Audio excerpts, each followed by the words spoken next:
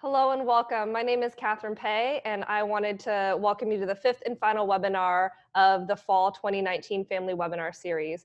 I'm the director of the First Year Center, and tonight I'm joined by my colleague Will Andrews, the Associate Director of Residential Life. We're excited that you've chosen to join us for tonight's conversation. Some information before we get started. First, you'll notice that we have given you the ability to submit messages to us during this webinar using the chat function. Please use this feature to ask us questions. These questions will only be seen by staff in the First Year Center, and our panelists will. Two of our professional staff within the First Year Center are helping us to field these questions. We'll answer those questions we find applicable to the entire audience on this webinar, and we'll respond to some more nuanced or personal questions via email later this week. Let's go ahead and make sure you know how to use the chat feature. So send us a chat with the location you're watching from, and we'll name a few of those on air.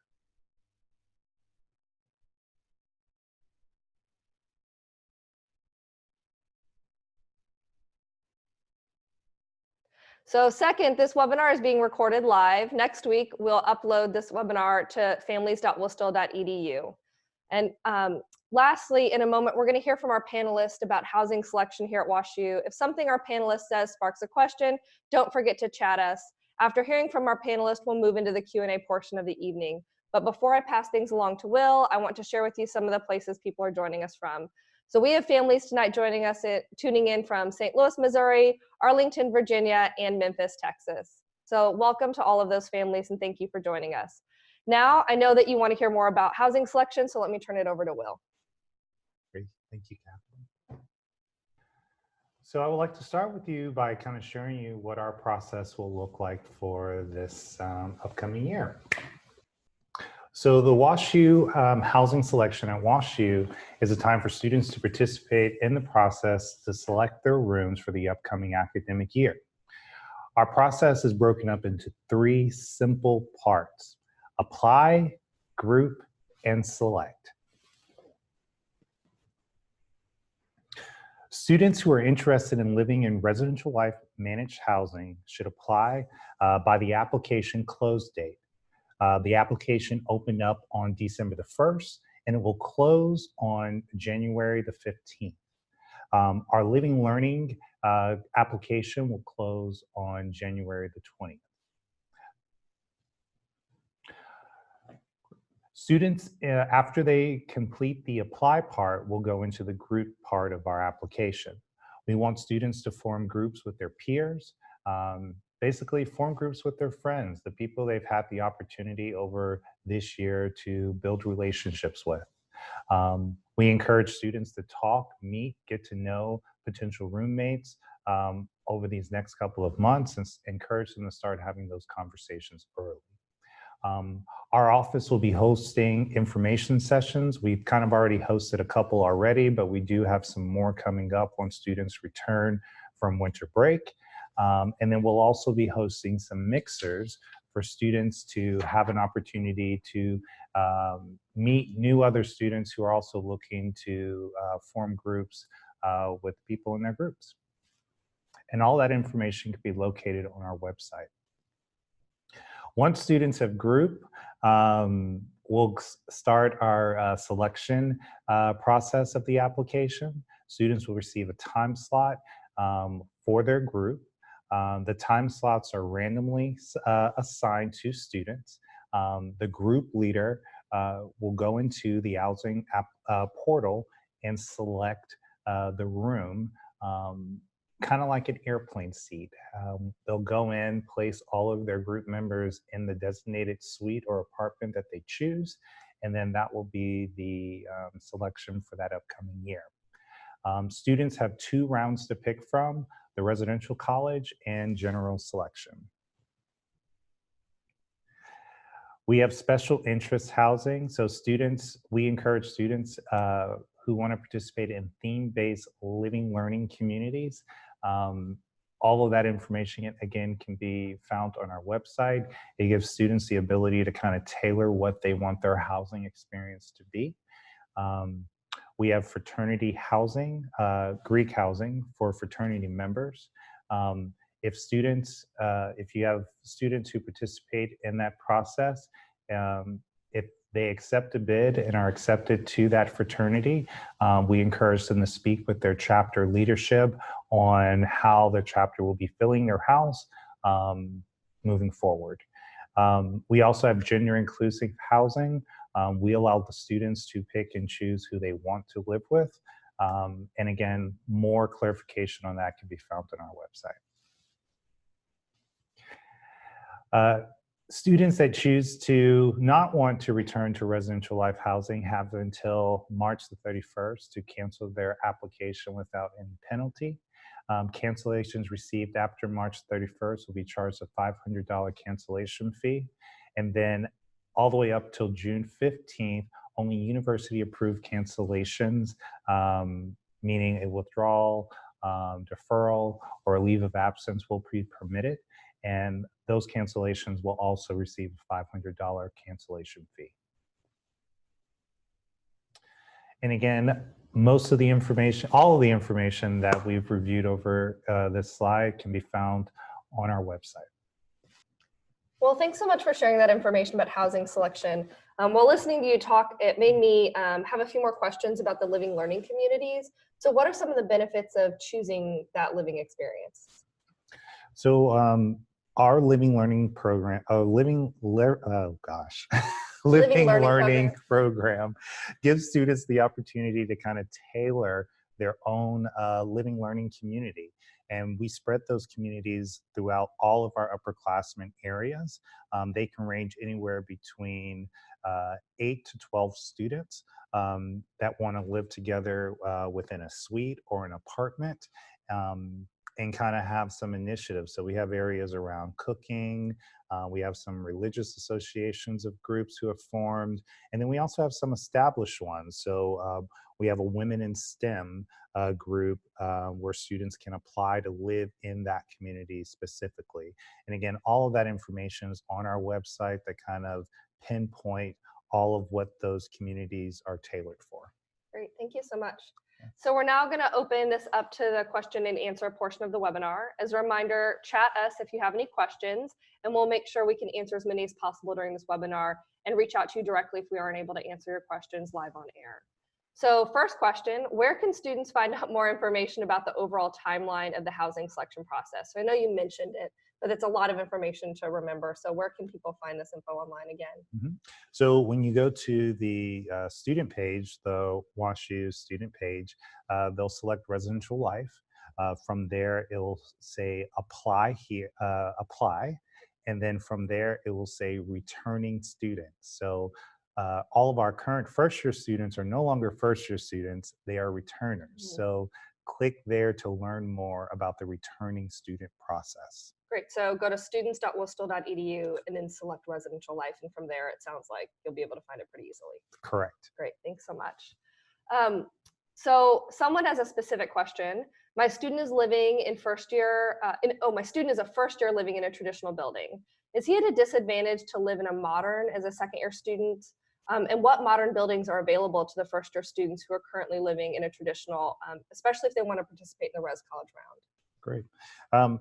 No, they are not at a disadvantage. They have the same opportunity to pick a modern building versus a traditional building. Where it really comes into play for students is, do they get to live in a single or a double? For the most part, we have a mixture for soft rising freshmen to pick from in the communities.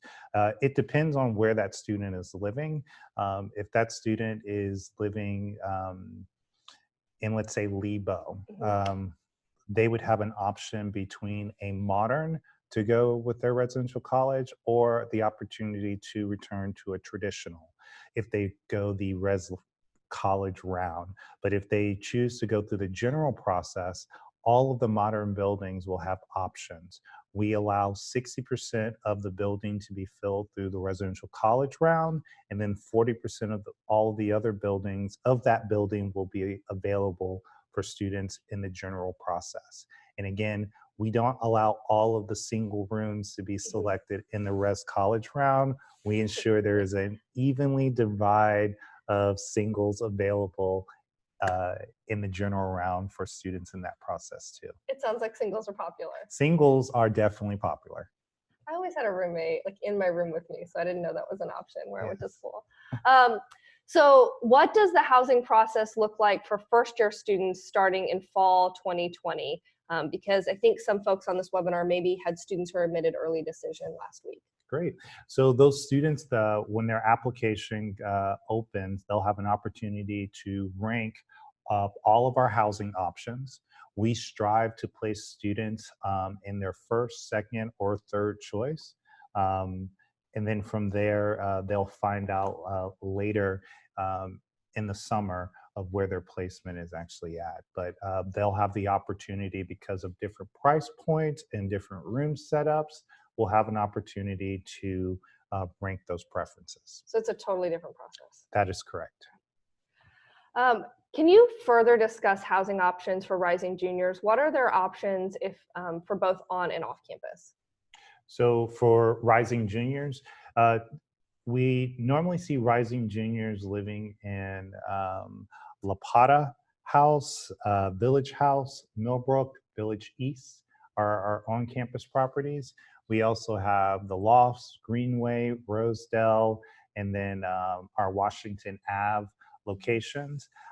I'll be honest, it's very much mixed. You're going to see students who truly want that off-campus experience, and then there's the student that truly wants the on-campus experience. When those students go through our housing selection process, they're going to see different options. We also have the University Drive apartments that are also available. Thank you. So it seems like a lot of juniors and seniors maybe live in the apartments off campus. What kind of safety precautions are in place for those students? So we partner with WU PD, our campus police. We have in our off-campus properties, all of them have security guards that patrol all of those properties. In the loft specifically, all of our doors in our off-campus properties are locked. They are our card swipe. Specifically on the lofts, we have 24-hour desk security that ensures the safety of all students in those areas. We also work with community kind of neighborhood watches to ensure the safety of all students in those areas. And shuttle service, I'm so sorry. Shuttle service is also have increased in all of those areas. So for students who don't feel comfortable walking to our main campus, there are definitely shuttles that are picking up directly at their front doors of those locations. And then we also have the new pathway that is lit up that allows students direct access to campus. Yeah, that pathway goes from the neighborhood all the way to campus with a secured walkway. It's great. Yes. And there's some more information I was going to say on families.worcester.edu, because Chief Glenn and Rob Wild, who is the Dean of Students, held a webinar earlier this semester about safety. And so there's some more information there as well. Mm-hmm. So our next question is, where can students find information about the housing rates for next year? So housing rates will be available once the last week of January. That's when rates are approved, and we'll post those and make those available for all students. Yeah, waiting for that next Board of Trustees meeting, right? That's right. Yeah. Can you explain the rounds for housing one more time, the 60-40? Mm-hmm. You talked about 60% and then 40%. How does that work again? So if the building has 100 beds, 60 of those beds will be available for the Res College round.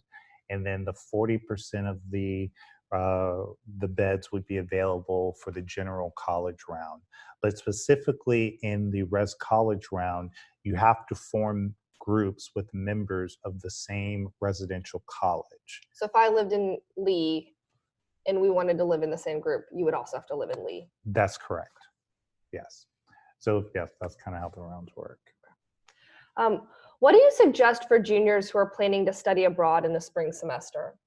So we want them to apply for housing just like every other student, form a group. We know we have quite a few students here at WashU who choose to go abroad in that spring semester, but they are definitely encouraged. The great part, the best part about choosing to live with residential life, knowing that you're going to go abroad, is that you still have the option to participate and apply for housing the following academic year. So in your senior year, you'll have that priority of selecting housing with other senior class members. And you don't have to worry about a lease. That's correct. Yeah. So housing seems to be particularly tight for sophomores. Is there enough room for everyone? We have enough room for every sophomore student. Where it is tight is where not all sophomore students will have the opportunity to live on the South 40. We will have some of our sophomore students who will live on our north side of campus. But again, in our process, sophomores have priority when it comes to selecting the suites. So that ensures that your sophomore student will live on campus, be the South 40 or on the north side of campus. Great. Let's talk a little bit more about the first year housing process. So I think this means for students who were recently admitted to the university. Mm-hmm. When does that open again, and can they select their roommates? So that process opens up, I believe it's April 1. March 15th. March 15th, yes. I'm sorry, I always get so confused. We have a lot of dates that we It's okay, I know that date, so you don't have to have that one memorized. So once the application goes live, the students will have an option. Yes, students do have the option to select a roommate if they would like to bring one into the process. They can't fill the whole suite, but if you're choosing a double, which majority of all of our first year housing, our doubles, can have the option to bring in a roommate, and we would place them together in our process. And what is the difference? And we've been talking about modern versus traditional, but what does that really mean? So plain and simple, a modern building is typically what we would like to say more of the newer suites. It's a room connected between a bathroom. In our traditionals, we have two setups. One very similar like an apartment, just without a kitchen, where you have a couple of rooms, a large common room area, and a shared bathroom. And then we do have some traditionals where there are the community bathrooms and they kind of share the common rooms and so forth. But again, we have all of those types of floor plans that you can view on our website that kind of highlight what are the difference and what are the pros and cons between them all. But all will have very similar experiences when it comes to our RAs, our staffs, our WUSAs, all the support that we offer to students. So no matter if your student is placed in a modern or a traditional, they're going to have a great experience living in residential life housing. And I work in a first year building, so I know that's a pretty cool. So where do most of our upper division students who choose to live on campus actually live? Because it sounds like the South 40 is primarily first and second year students. That is correct. I would say it's on the north side and again in our off-campus properties. The lofts have become very popular. We have the parking that's located there, so the students, the underground parking, parking, yes, and it's they like that because it gives them the opportunity to upgrade their pass, to give them access of being able to park on campus back and forth. So we've definitely seen an increase in students liking that property. We also see in Rosedale, I'll highlight that, we did a lot of work in that area of upgrading those kitchens and the common space. The one thing students like about that space is that area is made up of 1 and 2 bedroom apartments. So for individuals truly wanting that kind of individual living on my own type of space, Rosedale is a great option. And then in Greenway, that's more within the neighborhood itself.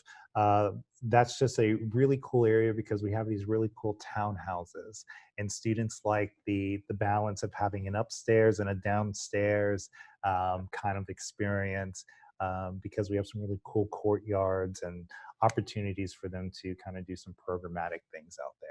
Is there an opportunity for students to tour these apartments if they're, because I mean, you just named 3 different really cool sounding spaces, Mhm. but how do I get to see them? So at our info sessions, we're going to be hosting some opportunities for students to tour out, to come and tour those spaces. So again, we want students to see them, get an idea of where they're at, and we'll be hosting some events in the winter. I mean, once students return, so they'll have an opportunity to see those So spaces. early spring semester. Early spring semester, yes. Um, if a student requests a special accommodation, do they also get to select their roommates? So students who went through our housing accommodation process have the option to bring in 3 additional roommates. So yes, the answer is they can pick, but we have a variation of sizes and those are limited. So we limit it to 4 students because that's what we have the most quantity of. So to clarify, only the group leader can select their group's room at the provided date time, correct? I think you mentioned this during Mhm. the PowerPoint portion.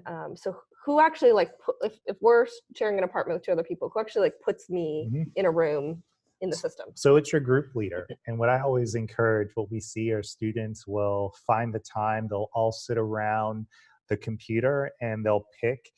Some students, they'll be on the Insta chats, kind of like we're doing right now, chatting of, oh, this is available. Okay, select this room. I want the A, I want the B, I want the C. So the power is in your group leader's hands of where you're going to pick the space. So that's why we encourage them to have those conversations now so that you're aware of where you potentially can be living. So do we guarantee housing if a student applies through the housing application? Yes, every student who applies for housing and who is eligible for housing, we guarantee housing for all students living in residential life housing, managed housing. So when you were talking earlier during the PowerPoint, you said that the Living Learning Communities application closes after the general application. Mhm. So are students allowed to apply for just the one option, or do you submit during the general round and then also the Living Learning Community? Like, how does that work? Why are the deadlines different? Mhm. So it, we kept the 2 deadlines separate so that students who could be weighing both options if they wanted to join a group or still um, be a part of a living learning community could do that. We recognize some students aren't thinking about it now. It won't be until they return so Yeah. that we can keep this process going. We extended that deadline so that once they get back, if students had more questions Mhm. prior to after the application closing, it gave them a better chance of being able to decide what will be best option for them. So for women who are going through women's Panhellenic recruitment that starts in January before classes begin, are they able to wait until after recruitment ends to sign up and select their group? Like, I'm thinking some of these students might hope to live with the women in their new sorority. Mhm. So yes, our group process will be open well after that. But what I would encourage everyone to do is look at the calendar date on the Greek applicate on the Greek site so that Greek Life so that you can know what those deadlines are. But we look specifically when we place our dates to ensure that they weren't overlapping. So yes, that process I believe will definitely be available for students to look at those dates to make sure they can form a group with the members that they want. So for men who are interested in going through fraternity recruitment, which starts in January after classes begin, Yes. and they maybe want to live in their fraternity house, how do they approach that process because of the way the deadlines work? So we worked really closely with Greek Life when placing our housing contract dates of when students will pick groups. Um, the men going through that process will know prior to the group formation opening if they received a bid and were accepted to uh, the fraternity of their choice.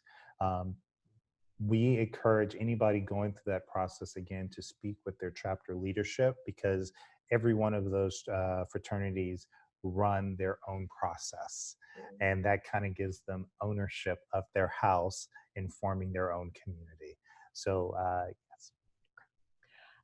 Can you talk more about participating in the process if I'm an individual? What happens if a student's not in a group? So sometimes those are the best students because they're open to many options, but we're typically able to get them in their first choice. So my team will work closely with any student who chooses to go the administrative route in placing them in housing. We will send them options. We potentially what their first option could be. But we work really closely with those students to make sure that they're paired up with a really good match. And we also work with their RCD, their RAs. So I would encourage any student who doesn't sign up for a group, and again, not every student in our process signs up for a group, speak with their hall coordinator to maybe get an idea of who else in the community might be looking for roommates. Can you speak more about gender inclusive housing? Yes. So gender inclusive housing, again, allows students of any gender to form their own lifestyle of how they want to live. I'll give a quick example. A student who identifies and goes by, let's say, a he and wants to be identified at that, they can pick and choose roommates who are going to make sure that they are using the proper pronouns on how they want to be addressed as a student. So again, we ask the question on our housing application. So for any student who doesn't have a group, when we place any student who's really wants to live in a gender inclusive living arrangement, we will know based off of how students answered that question before we place any students in a living space that to ensure that they're going to be comfortable. So what should a student do if they only need housing for one semester? I think you answered this earlier, but if you could clarify. So if I'm only going to be here for one semester next year, like maybe I'm not going to be here in the fall, but I'm going to be here in the spring because I'm studying abroad. How does that process work? So we want you to apply for housing now, and then you will cancel your housing once you have been accepted to your study abroad. So I always like to tell parents, they have to be accepted. So I would encourage them to apply. And then once they accept to their program, they'll submit the housing cancellation. Again, there's no fee because that's an approved university program, and they'll be allowed to cancel their housing and then reapply for housing the following academic year with their classmates who didn't go abroad. Or if I'm gone in the fall and coming back in the spring, I can get housing in the spring. That is correct. That application will open up on October 1st. So any student that is going abroad in the fall will wait until October.